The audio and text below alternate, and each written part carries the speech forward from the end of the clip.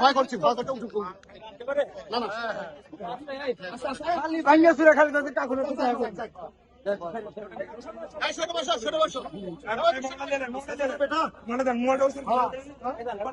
নগদ নিয়ে এলো হার না মানা হার অফার।